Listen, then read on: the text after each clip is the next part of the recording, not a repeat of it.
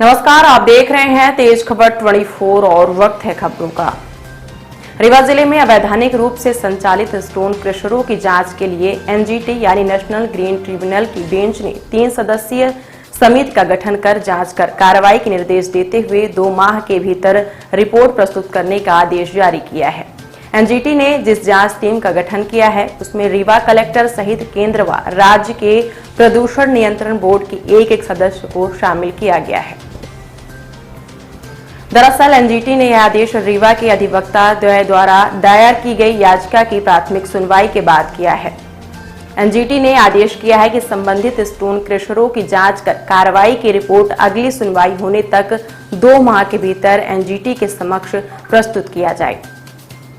जानकारी के मुताबिक रीवा जिला न्यायालय के अधिवक्ता बीके माला व अतुल कुमार जैन ने नेशनल ग्रीन ट्रिब्यूनल के समक्ष एक याचिका दायर की थी।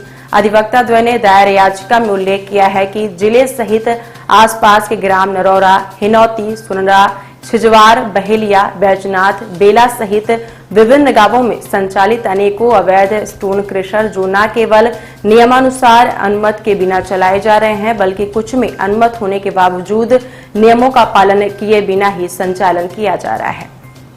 उन्होंने कहा कि अवैधानिक ढंग से संचालित स्टोन क्रशरों के कारण हो रहे प्रदूषण से ग्रामों से लगे आबादी क्षेत्र की आबादी, तालाब, पेड़ पौधे, पशु पक्षी पीड़ित हैं। पूरा वातावरण धूल ग्रसित है, यहाँ तक कि किसी ने ग्रीन बेल्ट नहीं बनाया है। इतना ही नहीं, ग्रामीण सड़कों को तहस नहस कर दिया गया है और उनका संचारण भी नहीं किया जा रहा है। अवैधानिक ढंग से ब्लास्टिंग की जा रही है और हमारे खनिजों को लूटा जा रहा है। उपरोक्त विषयों को लेकर अधिवक्ता ब्रिजेंद्र कुमार माला एवं अतुल कुमार जैन के द्वारा माननीय नेशनल ग्रीन ट्रिब्यूनल के समक्ष याचिका दायर की गई है।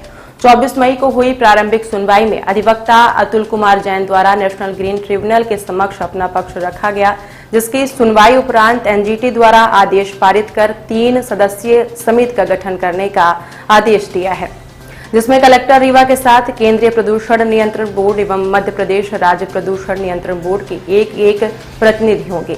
आदेश के माध्यम से एनजीटी द्वारा समिति को निर्देशित किया गया है कि वे उपरोक्त ग्रामों में स्थित एवं संचालित स्टोन क्रशर के संबंध में जांच कर की गई कार्रवाई की रिपोर्ट माननीय नेशनल ग्रीन ट्रिब्यूनल के समक्ष प्रस्तुत करें। माला जी, आपने एनजीटी सेंट्रल जोन बेंच में एक पिटीशन दायर की थी जिसमें कलेक्टर सहित 3 सदस्यीय टीम गठित कर जांच के आदेश दिए गए हैं। क्या पूरा मामला था? देखिए, मध्य प्रदेश के रीवा जिले में तहसील हुजूर के अंतर्गत कई गांव ऐसे हैं जो बैजनाथ, बेला, सुनरा, छिजवार, बहेलिया और अन्य ऐसे गांव हैं जहां पर अवैधानिक रूप से क्रशर संचालित हो रहे हैं, जो अवैधानिक रूप से भंडारण कर रहे हैं तथा इतना प्रदूषण हो रहा है कि जनजीवन पूर्णतः प्रभावित हो रहा है, जिससे आम व्यक्ति परेशान हो रहा है। प्रदूषण के कारण हर जीव प्रभावित हो रहा है, यहाँ तक कि बड़ी बीमारियाँ बड़े तेजी से फैल रही हैं, दमा की बीमारी बड़ी तेजी से बढ़ रही है।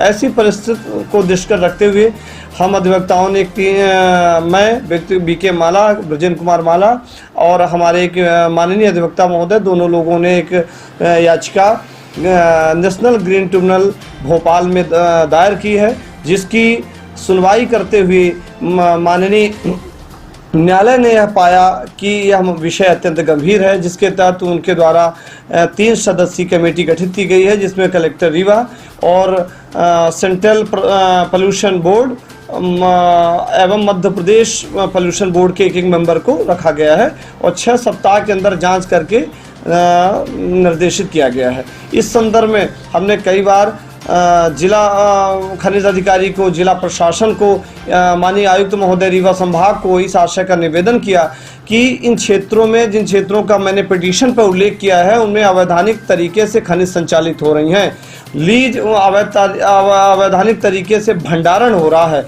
और साथ में पर्यावरण प्रदूषण हो रहा है। इतने पेड़ काटे गए हैं कि जिसकी कोई सीमा नहीं।